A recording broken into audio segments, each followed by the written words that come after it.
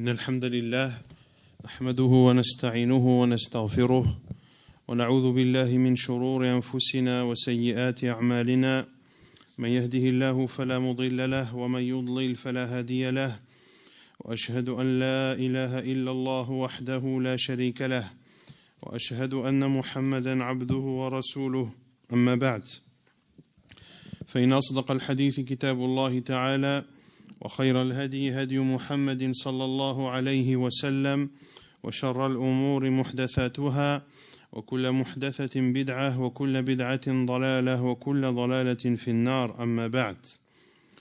On continue la lecture et la traduction de l'exégèse du Cheikh Abdurrahman ibn Nasr al-Sa'di rahimahullah ta'ala.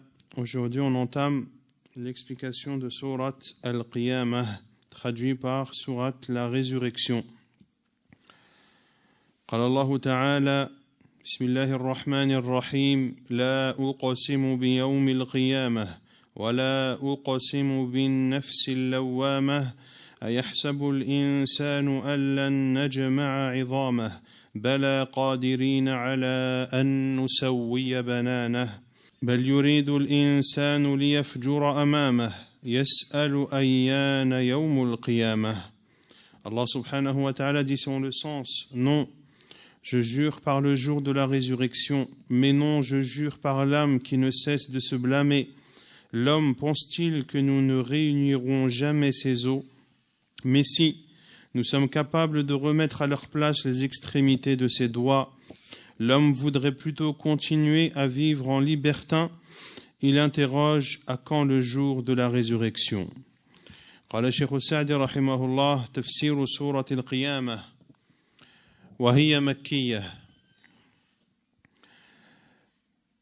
ليست لا هنا نافية ولا زائدة وإنما أوتي بها للاستفتاح وللاهتمام بما بعدها ولكثرة الإتيان بها مع اليمين لا يستغرب الاستفتاح بها وإن لم تكن في الأصل موضوعة للاستفتاح فالمقسم به في هذا الموضع هو المقسم عليه وهو البعث بعد الموت وقيام الناس من قبورهم ثم وقوفهم ينتظرون ما يحكم به الرب عليهم.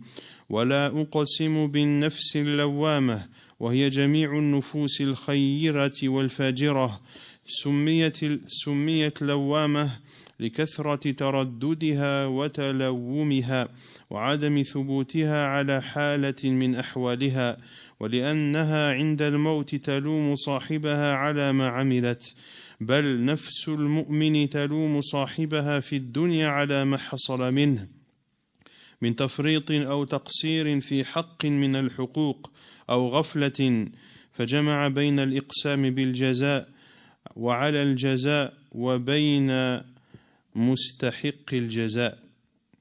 ثم أخبر مع هذا أن بعض المعاندين يكذب بيوم القيامة فقال أيحسب الإنسان أن لن نجمع عظامه بعد الموت كما قال في الآية الأخرى قال من يحيي العظام وهي رميم فاستبعد من جهله وعدوانه قدرة الله على خلق عظامه التي هي عماد البدن فرد عليه بقوله بلى قادرين على أن نسوي بنانه أي أطراف أصابعه وعظامه المستلزم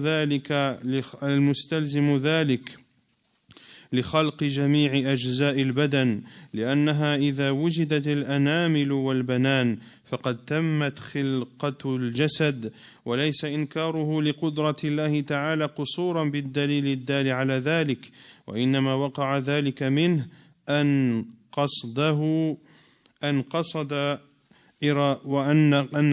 وإرادته أن يكذب بما أمامه من البعث والفجور الكذب مع التعمد ثم ذكر أحوال القيامة فقال. Donc ici le Cheikh Sa'di rahimahullah ta'ala dit que là ici par laquelle Allah subhanahu wa ta'ala commence surat al-Qiyamah la uqsimu bi yawm al-Qiyamah, ici ce nom ne doit pas être compris dans le sens de la négation. mais il est utilisé pour ouvrir, pour commencer la phrase et pour donner de l'importance à ce qui va suivre après.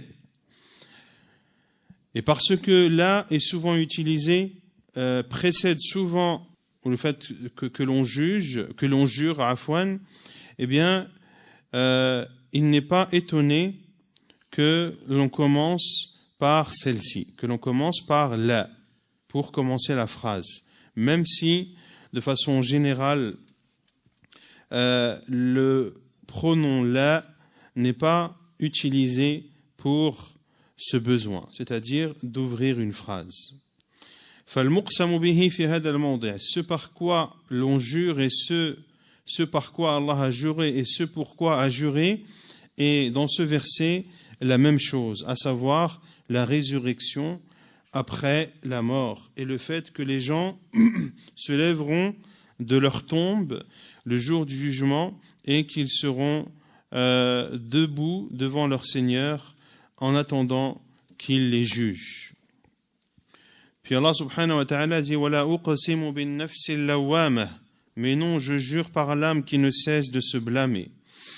Ici, il est question de toutes les âmes, bonnes et mauvaises. Et elles ont été appelées lawwamah, qui ne cessent de se blâmer, car ces âmes sont instables et ne restent pas fermes en passant d'une situation à une autre. Elles ont été aussi appelées, ou elles ont été aussi caractérisées par le fait qu'elles ne cessent de se blâmer, car au moment de la mort, l'âme blâmera celui qui la portait. Plus encore, l'âme du croyant le blâmera dans cette vie d'ici-bas selon ce qu'il aura œuvré et ce qui aura émané de lui comme manquement vis-à-vis des devoirs qu'il avait ou bien de l'insouciance qu'il a pu avoir durant son existence. Ainsi, dans ces versets,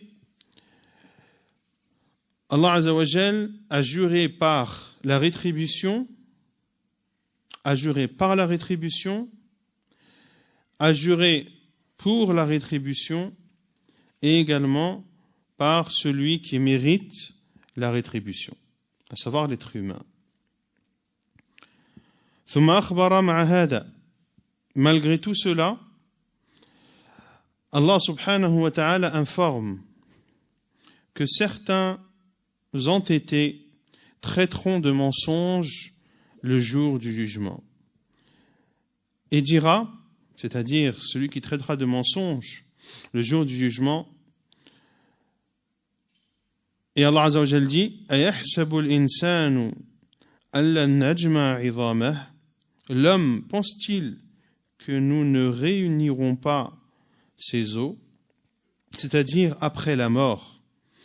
Comme il l'a dit Azza wa Jal dans un autre verset, il dit, en parlant de cet homme qui renie le jour dernier, il dit: qui va redonner la vie à des ossements une fois réduits en poussière. En Surat Yasin, le verset 78. Ainsi, de par son ignorance et de par son entêtement, cet homme trouve ou considère impossible le pouvoir d'Allah subhanahu wa ta'ala de créer des os qui sont le pilier du corps. Et Allah subhanahu wa ta'ala lui a répondu en disant: Bala qadirina ala an nusawwiya bananah. Mais si nous sommes capables de remettre à leur place les extrémités de ses doigts, c'est-à-dire les extrémités de ses doigts et de ses os. Et le fait qu'Allah Azza wa Jal dise cela, eh bien, cela signifie qu'il est capable de créer l'ensemble des parcelles de son corps. Car si les extrémités, si les phalanges et si les empreintes sont créées par Allah subhanahu wa ta'ala, et si Allah Azza wa Jal est capable de créer les empreintes et les bouts des doigts et des os, cela signifie que la création de cette personne serait complète. Car si Allah Azza wa Jal peut créer cela, eh bien, de surcroît, il peut créer le reste des membres du corps. Et cette personne ne nie pas la possibilité et la capacité d'Allah subhanahu wa ta'ala de recréer les os une fois qu'ils étaient poussière. Il n'a pas pour cela de preuve. Cet homme qui dit cela n'a pas pour cela de preuve. Il dit cela en réalité pour traiter de mensonge le jour du jugement qui est devant lui. Wal-fujur, en arabe, c'est le fait de mentir avec préméditation. Puis, Allah subhanahu wa ta'ala cite la situation du jour du jugement.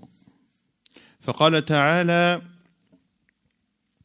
فإذا برق البصر وخسف القمر وجمع الشمس والقمر يقول الإنسان يومئذ أين المفر كلا لا وزر إلى ربك يومئذ المستقر ينبأ الإنسان يومئذ بما قدم وأخر بل الإنسان على نفسه بصيرة ولو ألقى معاذيره.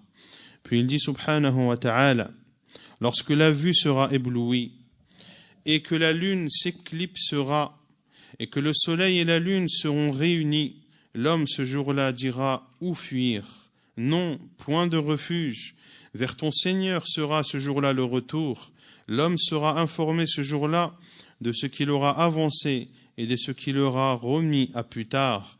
Mais l'homme sera un témoin perspicace contre lui-même. Quand même, il présenterait ses excuses. قال الشيخ السعدي رحمه الله أي إذا كانت القيامة برقت الأبصار من الهول العظيم وشخصت فلا تطرف كما قال تعالى إنما يؤخرهم ليوم تشخص فيه الأبصار مهطعين مقنعي رؤوسهم لا يرتد إليهم طرفهم وأفئدتهم هواء وخسف القمر أي ذهب نوره وسلطانه وجمع الشمس والقمر وهما لم يجتمعا منذ خلقهما الله فيجمع الله بينهما يوم القيامة ويخسف القمر وتكور الشمس ثم يقذفان في النار ليرى العباد أنهما عبدان مسخران وليرى من عبدهما أنهما كانوا كاذبين. يقول الإنسان حين يرى تلك القلاقل والمزعجات أين المفر أي أين الخلاص والفرار مما طرقنا وأصابنا كلا لا وزر أي لا ملجأ لأحد دون الله إلى ربك يومئذ المستقر لسائر العباد فليس في إمكان أحد أن يستتر أو يهرب عن ذلك الموضع بل لا بد من إيقافه ليجزى بعمله ولهذا قال ينبأ الإنسان يومئذ بما قدم وأخر أي بجميع عمله الحسن والسيء في أول وقته وآخره وينبأ بخبر لا ينكره بل الإنسان على نفسه بصيرة أي شاهدا ومحاسبا ولو ألقى معاذيره فإنها معاذير لا تقبل ولا تقابل ما يقرره به العبد فيقر به كما قال تعالى اقرأ كتابك كفى بنفسك اليوم عليك حسيبا فالعبد وإن أنكر أو اعتذر عما عمله فإنكاره واعتذاره لا يفيدانه شيئا لأنه يشهد عليه سمعه وبصره وجميع جوارحه بما كان يعمل ولأن استعتابه قد ذهب وقته وزال نفعه فيومئذ لا ينفع الذين ظلموا معذرتهم ولا هم يستعتبون. Il dit rahimahullah ta'ala en expliquant ces versets 7 à 15 de sourate Al-Qiyamah. Le jour du jugement, lorsque les regards seront éblouis par l'immensité des tourments du jour dernier, lorsque les yeux seront terrifiés et ne cligneront plus. Comme l'a dit Allah subhanahu wa ta'ala dans le verset 43 de Sourate Ibrahim, il leur accordera un délai jusqu'au jour où les regards se figeront. Ils courront suppliant, levant la tête, les yeux terrifiés et les cœurs vides. Wa khasafa al-qamar. Puis Allah Azza wa Jal dit, et que la lune s'éclipsera, c'est-à-dire que sa lumière disparaîtra.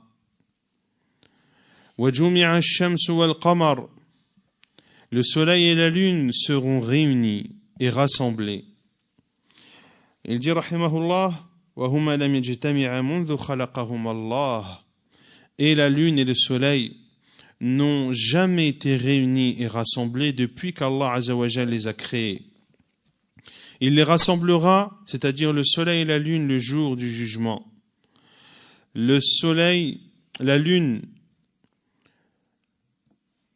s'éclipsera et le soleil deviendra obscurci, puis ils seront jetés en enfer, afin que les serviteurs constatent que la lune et le soleil sont deux esclaves mis à disposition par Allah subhanahu wa ta'ala, et pour que constatent ceux qui les adoraient, ceux qui adoraient la lune et le soleil, qu'ils étaient menteurs dans cela, c'est-à-dire dans le fait de les considérer comme des divinités. Puis Allah Azza wa Jal dit, yaqulu al-insan, l'être humain dira, c'est-à-dire lorsqu'il verra toutes ces choses troublantes et terrifiantes, ayna al-mafar, où fuir, c'est-à-dire comment m'épargner et où fuir de ce qui vient de nous frapper et de nous affliger. Puis Allah Azza wa Jal dit, kalla la wazar, non, point de refuge, c'est-à-dire qu'il n'y a aucun endroit où s'enfuir si ce n'est vers Allah subhanahu wa ta'ala. Ila rabbika yawma idhin il-mustaqar, vers ton Seigneur sera ce jour-là le retour. C'est-à-dire que le retour de l'ensemble des serviteurs sera vers Allah subhanahu wa ta'ala. Personne donc n'aura la possibilité de se cacher, ou personne n'aura la possibilité de se sauver. Au contraire, chacun devra obligatoirement se mettre debout devant son Seigneur afin d'être rétribué de ses actions. Pour cela qu'Allah Azza wa Jalla a dit, l'homme sera informé ce jour-là de ce qu'il aura avancé et de ce qu'il aura remis à plus tard. C'est-à-dire qu'il sera informé de l'ensemble de ses actions, bonnes soient-elles ou mauvaises, du début de sa vie jusqu'à la fin. Et l'on l'informera d'informations qu'il ne pourra nier. Puis il dit Azza wa Jal, balil insanu ala nafsihi basira. L'homme sera un témoin perspicace contre lui-même. C'est-à-dire qu'il sera témoin et juge de lui-même. Walau alqa ma'adhirah. Quand même, il présenterait ses excuses, car ses excuses ne seront pas acceptées et ne pourront faire face à ce qu'il aura admis. Comme l'a dit Allah Azza wa Jal dans Sourate Al-Isra, le verset 14, lis ton écrit, iqra kitabak, aujourd'hui tu te suffis d'être ton propre comptable. Ainsi le serviteur, même s'il nie ou s'excuse de ce qu'il aura fait, eh bien, le fait qu'il nie ou qu'il s'excuse ne lui sera d'aucun bénéfice, car témoigneront contre lui son ouïe, sa vue et l'ensemble des membres de son corps. Ils témoigneront de ce qu'il œuvrait. Le temps de la conciliation sera alors révolu. Allah Azza wa Jal dit, ce jour-là, les excuses ne seront pas utiles aux injustes et on ne leur demandera pas de chercher à plaire à leur Seigneur. ثم قال سبحانه وتعالى لا تحرك به لسانك لتعجل به إن علينا جمعه وقرآنه فإذا قرأناه فاتبع قرآنه ثم إن علينا بيانه. Puis Allah subhanahu wa ta'ala dit selon le sens: ne remue pas ta langue, c'est-à-dire ô Muhammad, ne remue pas ta langue pour hâter sa récitation. Son rassemblement nous incombe ainsi que la façon de le réciter. Quand donc nous le récitons, suit sa récitation, à nous ensuite incombera son explication. قال الشيخ السعدي رحمه الله: كان النبي صلى الله عليه وسلم إذا جاءه جبريل بالوحي وشرع في تلاوته عليه بادره النبي صلى الله عليه وسلم من الحرص قبل أن يفرغ وتلاه مع تلاوة جبريل إياه فنهاه الله عن هذا وقال ولا تعجل بالقرآن من قبل أن يقضى إليك وحيه.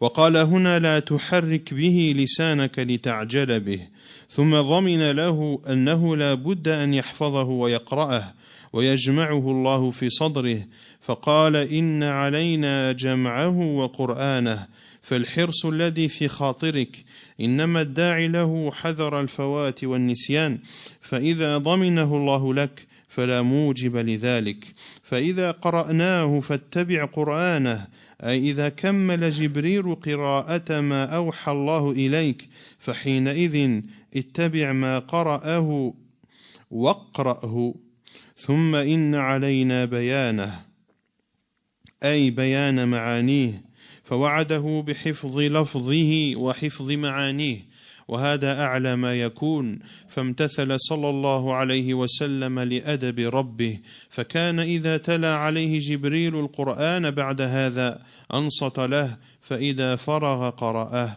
وفي هذه الآية أدب لأخذ العلم، أن لا يبادر المتعلم المعلم قبل أن يفرغ من المسألة التي شرع فيها، فإذا فرغ منها سأله عما أشكل عليه. وكذلك إذا كان في أول الكلام ما يوجب الرد أو الاستحسان أن لا يبادر برده أو قبوله حتى يفرغ من ذلك الكلام ليتبين ما فيه من حق أو باطل وليفهمه فهما يتمكن به من الكلام عليه. وفيها أن النبي صلى الله عليه وسلم كما بين للأمة ألفاظ الوحي فإنه قد بين لهم معانيه. Il dit, rahimahullah, le prophète sallallahu alayhi wa sallam, lorsque Jibril alayhi salam venait à lui avec la révélation, et que Jibril commençait à lire sur lui, à lire sur le prophète sallallahu alayhi wa sallam, ce qu'Allah azza wa jal lui révèle, le prophète sallallahu alayhi wa sallam, de par son désir ardent, s'empressait de lire avant que Jibril ne termine sa lecture. Il lisait donc en même temps que la lecture de Jibril alayhi salam. Allah subhanahu wa ta'ala a interdit au prophète sallallahu alayhi wa sallam de faire ainsi. Et il a dit, comme Allah azza wa jalla dit dans Surah Taha, le verset 114, ne te hâte pas de réciter le Coran avant que ne te soit achevée sa révélation. Allah Azza wa Jalla dit cela dans Surah Taha. Puis il dit, rahimahullah, et il dit, Azza wa Jalla, ici, c'est-à-dire dans Surah Al-Qiyamah, La tuharrik bihi lisanaka li ta'jala bih. Ne remue pas ta langue pour hâter sa récitation. Puis Allah subhanahu wa ta'ala a garanti à son prophète sallallahu alayhi wa sallam qu'il apprendra et lira ce Coran et qu'Allah subhanahu wa ta'ala le rassemblera dans sa poitrine. Allah azza wa jalla lui dit Inna alayna jam'ahu wa qur'anah. Son rassemblement, c'est-à-dire dans ton cœur et sa fixation dans ta mémoire, nous incombe, ainsi que la façon de le réciter, c'est-à-dire le Coran.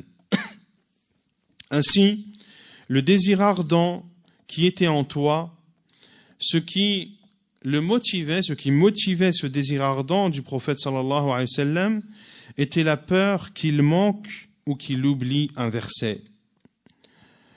Une fois qu'Allah Azza wa Jal lui ait garanti cela, lui ait garanti qu'il apprendra, qu'il lira et qu'il n'oubliera pas, eh bien, il n'y a plus lieu de se précipiter et de se hâter à lire. Allah Azza wa Jal a dit فَإِذَا قَرَأْنَاهُ فَاتَّبِعْ قُرْآنَهُ. Quand nous le récitons, suis sa récitation.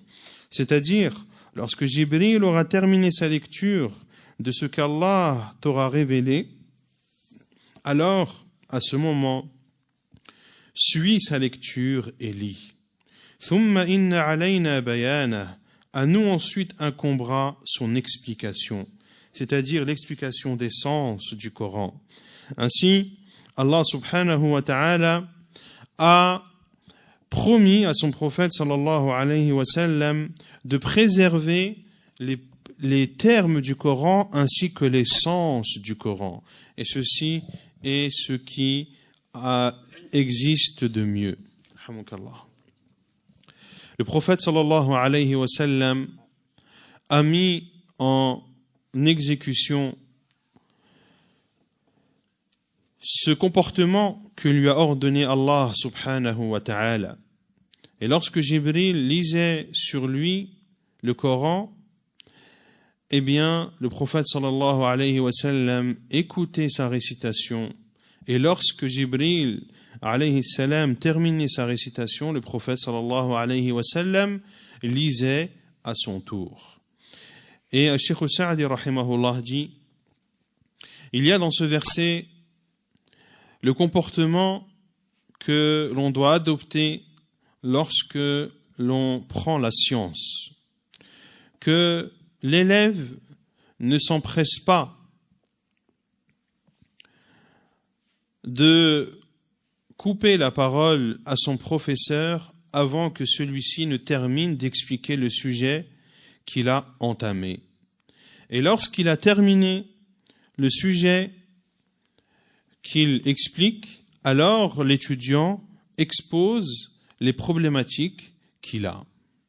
Et également, il dit, rahimahullah, également, lorsqu'il y a dans le début de la parole du professeur ce qui mérite une réplique ou un éclaircissement, de ne pas s'empresser à lui répondre et de ne pas s'empresser également à accepter cette parole jusqu'à ce qu'il termine son explication, afin que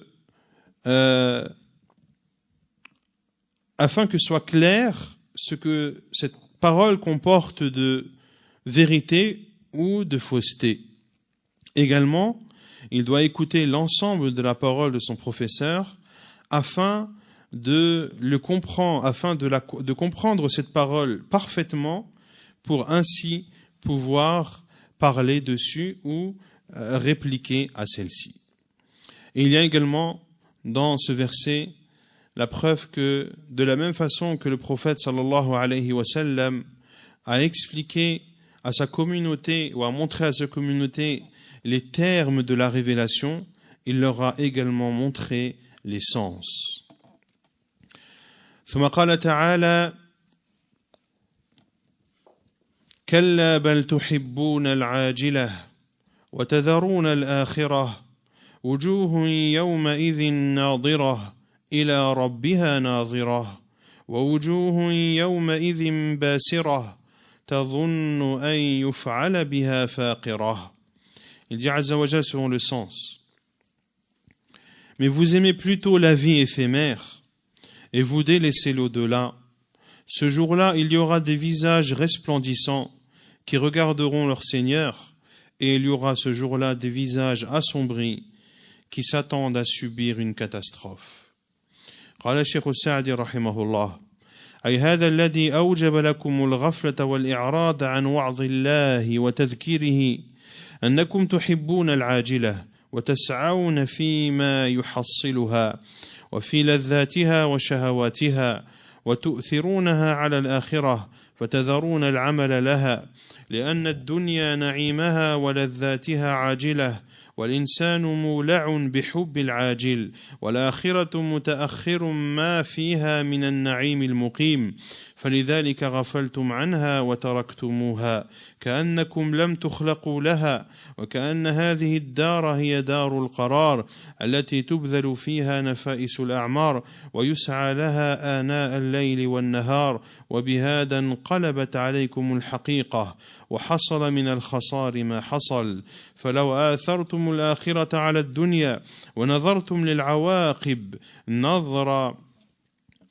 البصير العاقل لأنجحتم وربحتم ربحا لا خسارة معه وفزتم فوزا لا شقاء يصحبه ثم ذكر ما يدعو إلى إيثار الآخرة ببيان حال أهلها وتفاوتهم فيها فقال في جزاء المؤثرين للآخرة على الدنيا وجوه يومئذ ناظرة أي حسنة بهية لها رونق ونور مما هم فيه من نعيم القلوب وبهجة النفوس ولذة الأرواح إلى ربها ناظرة أي تنظر إلى ربها على حسب مراتبهم منهم من ينظره كل يوم بكرة وعشيا ومنهم من ينظره كل جمعة مرة واحدة فيتمتعون بالنظر إلى وجهه الكريم وجماله الباهر الذي ليس كمثله شيء فإذا رأوه نسوا ما هم فيه من النعيم وحصل لهم من اللذة والسرور ما لا يمكن التعبير عنه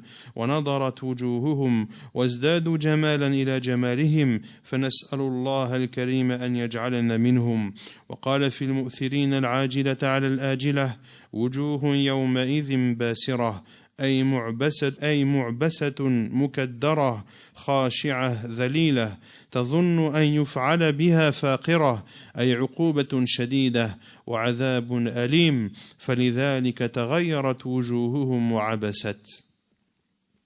Il dit rahimahullah en expliquant ces versets 20 à 25 de sourate Al-Qiyamah. Il dit, c'est-à-dire ce qui a fait que vous soyez insouciants et ce qui a fait que vous vous détourniez de l'exhortation d'Allah et de son rappel est que vous aimez la vie éphémère et que vous accourez vers elle, vers ses délices et ses passions. Vous la préférez à l'au-delà et ainsi vous délaissez le fait d'œuvrer pour elle, c'est-à-dire pour l'au-delà. Car cette vie d'ici-bas, ses bienfaits et ses délices sont immédiats. Et l'homme est passionné par les délices immédiats. Quant à l'au-delà, ses délices et ses bienfaits sont retardés. C'est pour cela que vous êtes insouciant envers cet au-delà et que vous l'avez délaissé. Vous l'avez délaissé comme si vous n'aviez pas été créé pour elle et comme si cette vie d'ici-bas était la demeure éternelle, la demeure qui mérite que l'on dépense pour elle le temps de vie, cette vie d'ici-bas qui, soi-disant, mérite que l'on accourt vers elle nuit et jour. À cause de cela, les réalités se sont inversées pour vous et vous avez obtenu la perdition que vous avez obtenue. Puis il dit, rahimahullah, si vous aviez fait précéder l'au-delà à la vie d'ici-bas, et si vous aviez regardé les conséquences d'un regard du voyant digne de raison, vous auriez alors gagné. Vous auriez alors connu la réussite et vous auriez connu une félicité qui ne serait jamais accompagnée de malheur. Puis Allah subhanahu wa ta'ala appelle à faire précéder l'au-delà à la vie d'ici-bas en expliquant l'état des gens de l'au-delà et la différence qu'il y aura, c'est-à-dire entre les bons et les mauvais. Allah Azza wa Jal commence par citer la récompense de ceux qui auront fait précéder la vie de l'au-delà à celle d'ici-bas. Lorsqu'il dit Azza wa Jal, wujuhun yawma idhin nadirah, ce jour-là il y aura des visages resplendissants, c'est-à-dire des visages beaux et radieux, des visages qui auront brillance et lumière, car ils auront les cœurs comblés et leur âme connaîtra les délices. Ila rabbiha nadhira, ces visages resplendissants qui regarderont leur Seigneur, c'est-à-dire qu'ils regarderont leur Seigneur selon leur niveau. Certains parmi eux verront Allah subhanahu wa ta'ala tous les jours, matin et soir. D'autres ne regarderont Allah que tous les vendredis une seule fois.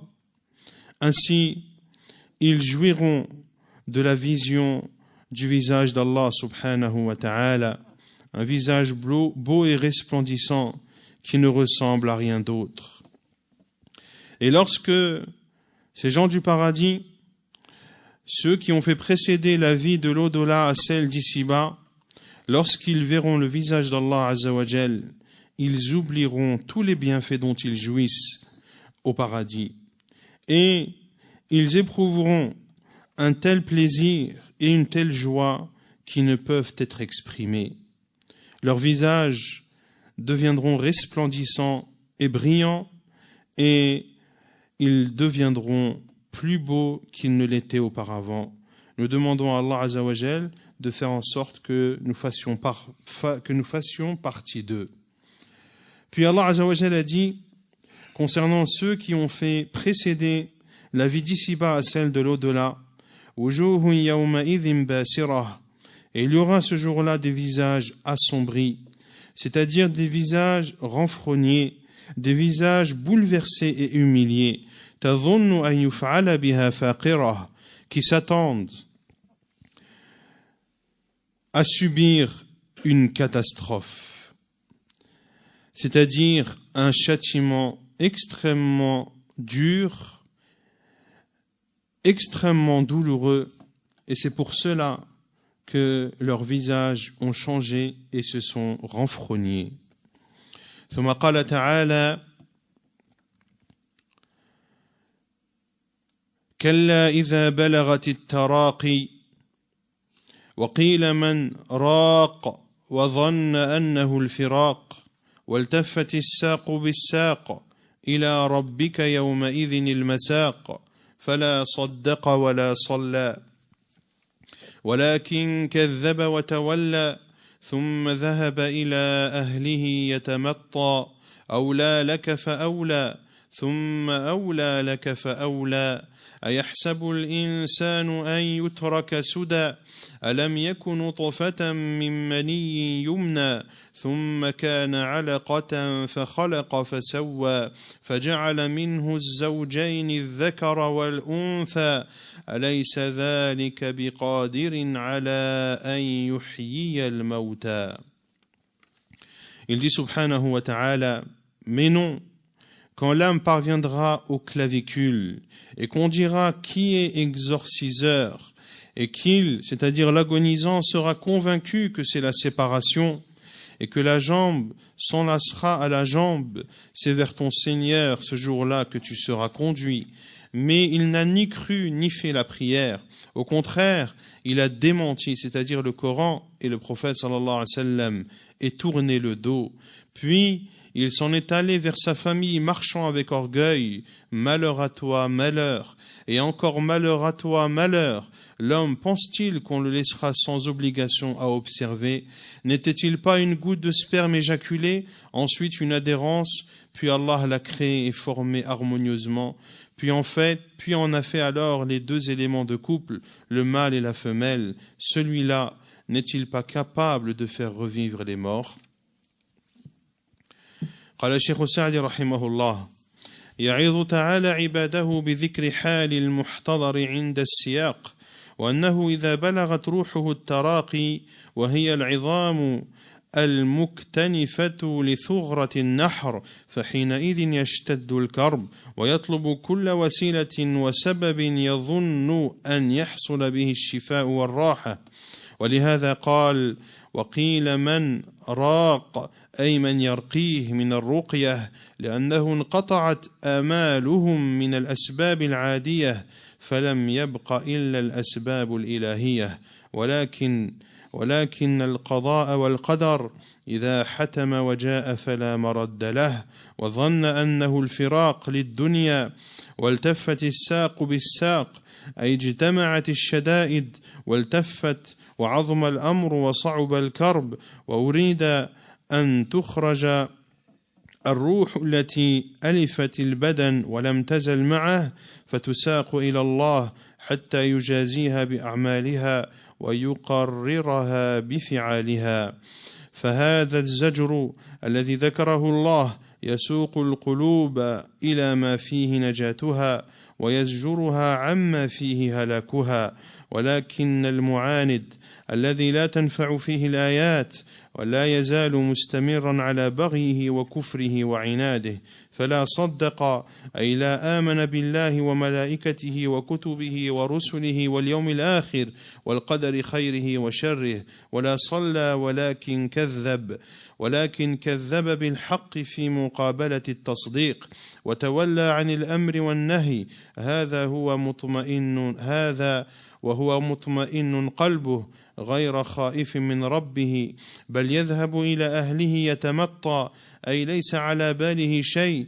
توعده بقوله: أولى لك فأولى، ثم أولى لك فأولى، وهذه كلمات وعيد كررها لتكرير وعيده. ثم ذكر الإنسان بخلقه الأول فقال: أيحسب الإنسان أن يترك سدى، أي معطلا لا يؤمر ولا ينهى ولا يثاب ولا يعاقب. هذا حسبان باطل وظن بالله بغير ما يليق بحكمته. ألم يكن نطفة من مني يمنى ثم كان بعد المني علقة، أي دما، فخلق الله منها الحيوان وسواه، أي أتقنه وأحكمه، فجعل منه الزوجين الذكر والأنثى. أليس ذلك الذي خلق الإنسان وطوره إلى هذه الأطوار المختلفة بقادر على أن يحيي الموتى؟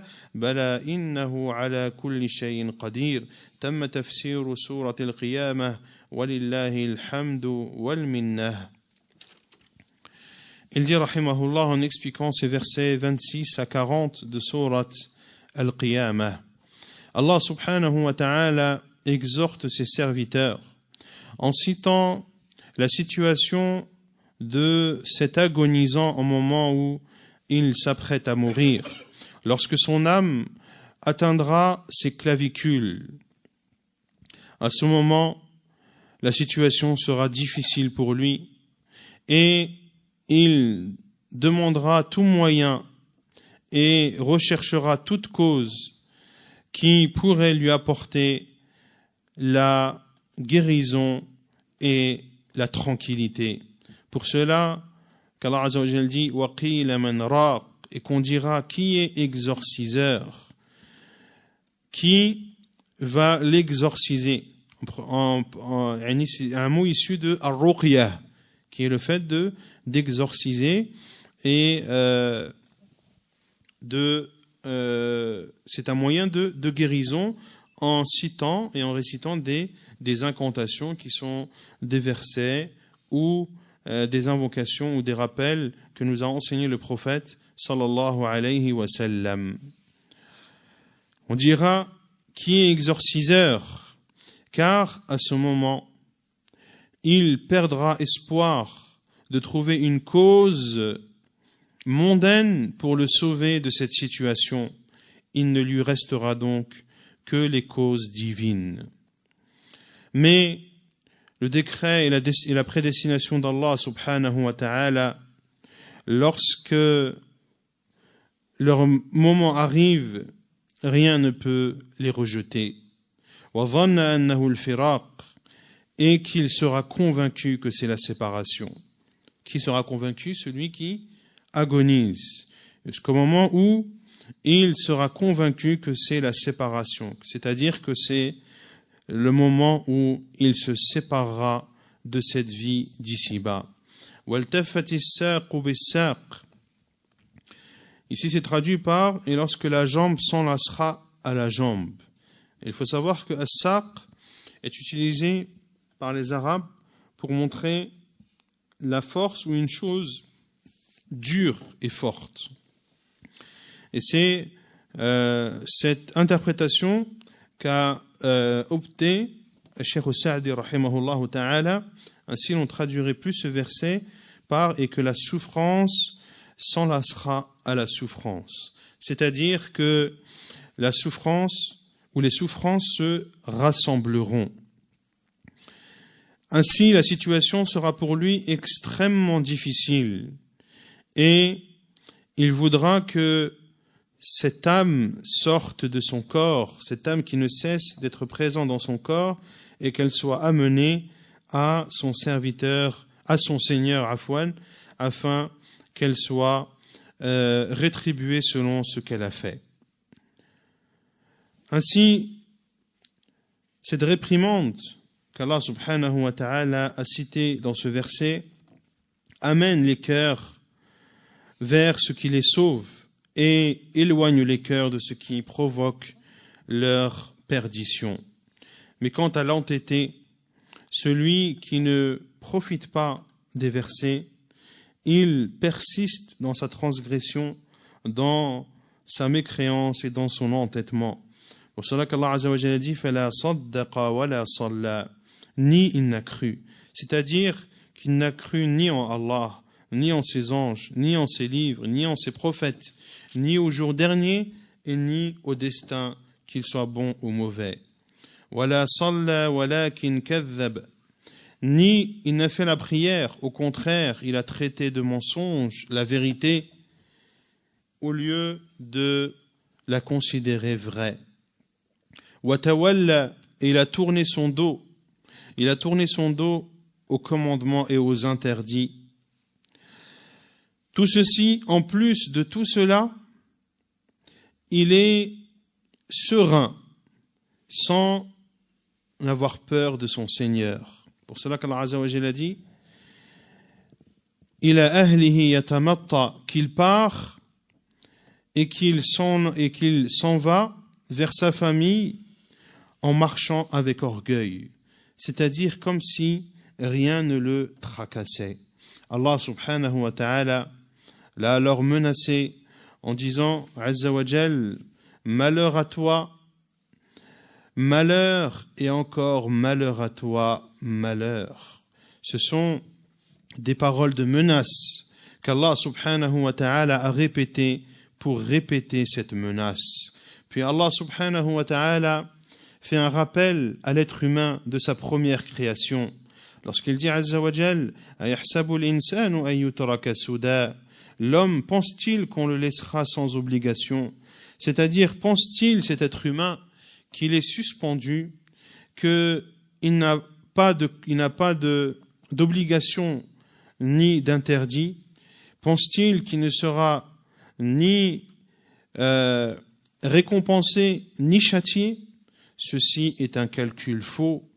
Et celui qui a une pensée comme celle-ci a un soupçon envers Allah qui ne coïncide en aucun cas avec sa sagesse divine, subhanahu wa ta'ala.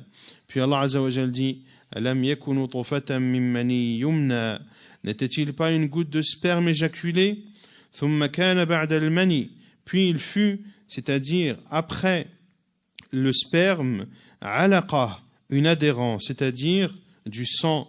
فَخَلَقَ اللَّهُ مِنْهَا الْحَيَوَانِ وَسَوَّاهُ et Allah Azza wa Jal l'a ensuite créé, c'est-à-dire qu'Allah Azza wa Jal lui a donné la vie et l'a formé harmonieusement. فَجَعَلَ مِنْهُ الزَّوْجَيْنِ الذَّكَرَ وَالْأُنْثَى puis Allah en a fait alors les deux éléments de couple, le mâle et la femelle, celui-là qui a créé l'être humain à travers ces différentes étapes, n'est-il pas capable de faire revivre les morts? Bala innahu ala kulli shay'in qadir. Bien au contraire, il est capable de toutes choses. Ainsi se termine le tafsir de Surat Al-Qiyamah, et la louange appartient à Allah subhanahu wa ta'ala. ونكتفي بهذا القدر وسبحانك اللهم وبحمدك أشهد أن لا إله إلا أنت أستغفرك وأتوب إليك.